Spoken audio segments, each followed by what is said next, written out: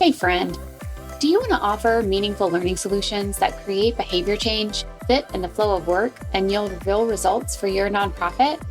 If yes, this is the podcast for you.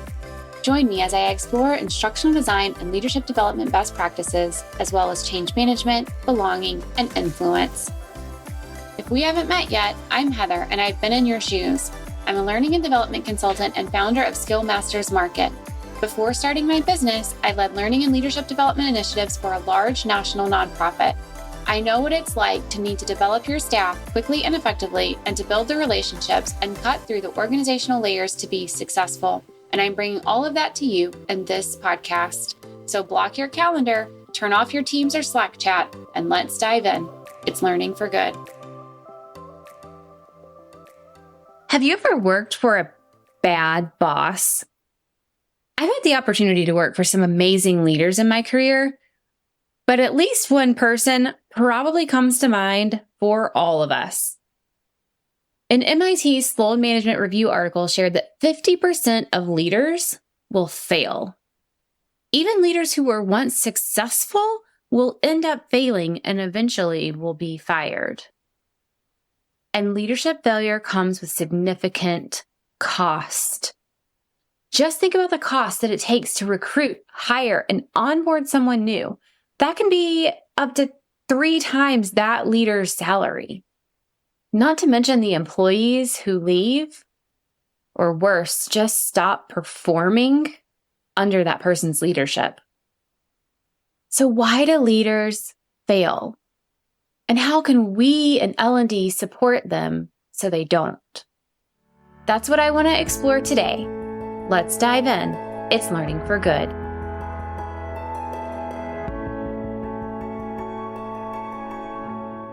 "50% of leaders fail." Why?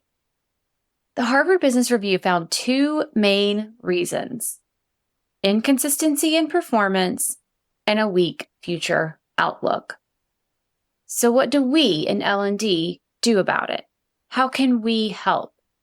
I'm going to explore 5 things our nonprofits can do to support leaders' success. The first is to hire leaders with the right skills and qualities in mind. Take the time to identify the skills that your organization needs right now and in the next few years. Are you going through a lot of change? Define the change management skills that your leaders are going to need.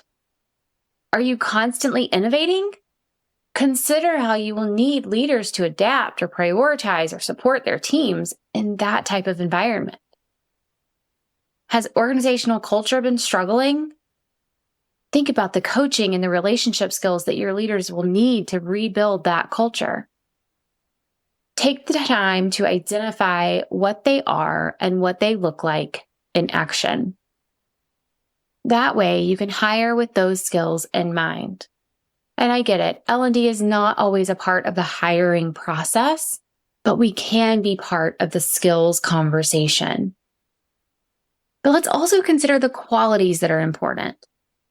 Self-awareness, curiosity, empathy, whatever it is for your organization, name it. And look for it in the job interview. A lack of empathy, for example, has been found to increase leadership failure by 3.7 times, according to Gartner research.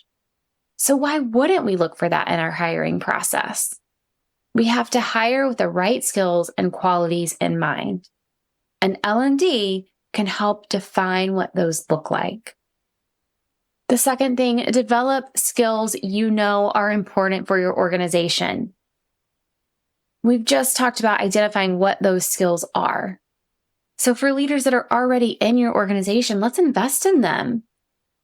And I feel like this is the whole point of the Learning for Good podcast, so I'm actually not going to spend a lot of time on this point. Once you know the skills your leaders need, you have to help them develop, grow, or maintain those skills. So while L&D might not be part of the hiring process, we are 100% a part of this process. How are you developing your leaders? Are you sending them off to leadership programs that don't have a lot of return on your investment? Are you creating custom leadership programs that are tailored to their work and your nonprofit? If we know the risk of failure, why would we not spend the time and money to mitigate that from happening?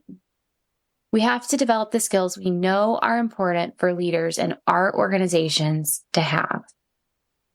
Now, the third thing is to provide your leaders with a coach.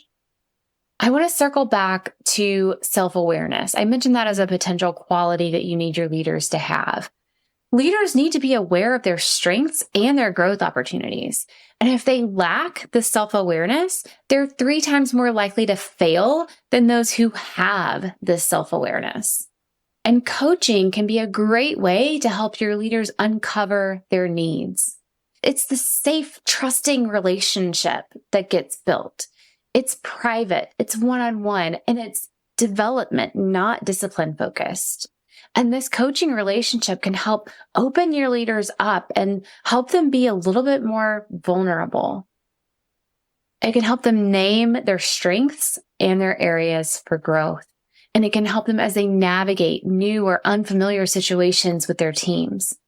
Coaching is hands down one of the best ways you can support your leaders. Now, the fourth thing you can do to get better leaders, to help them succeed, is to hold leaders accountable in things like performance reviews.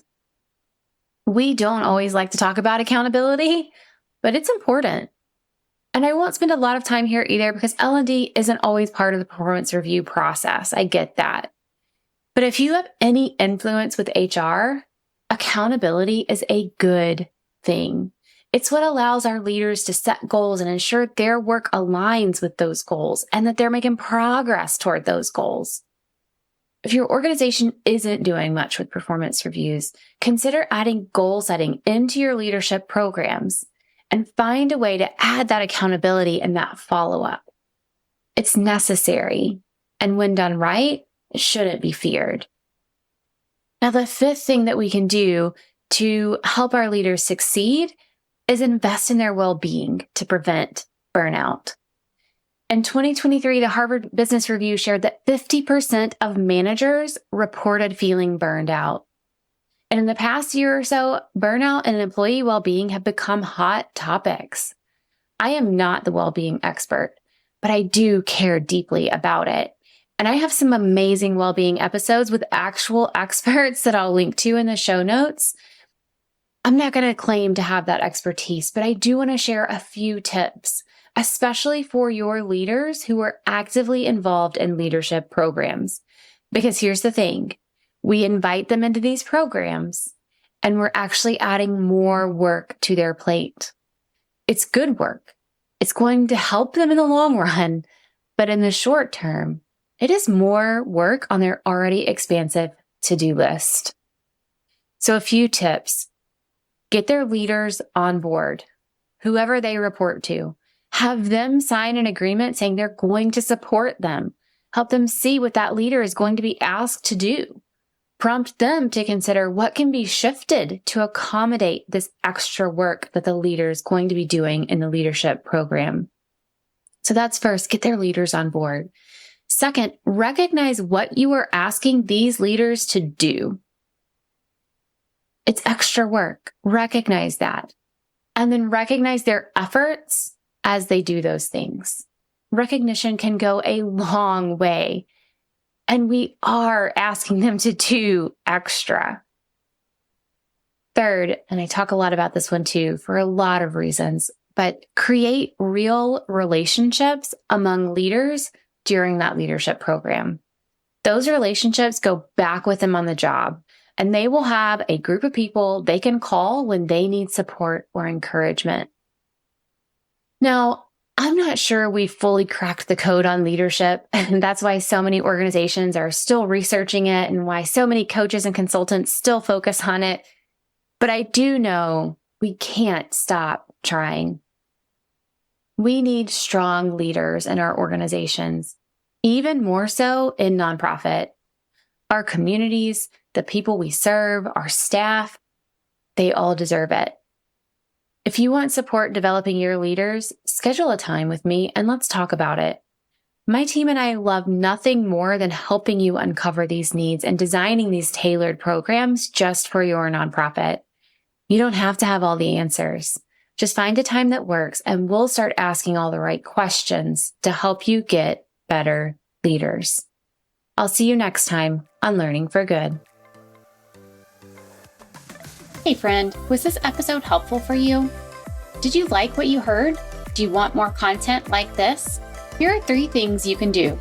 Hit subscribe, leave a review on Apple Podcasts or your podcast app of choice, share this episode with a colleague. This means so much to me personally. I read every review, but it also helps me learn what content you like most so I can create more of what you want. All right, turn that Teams or Slack chat back on when you're ready, and I'll see you next time on Learning for Good.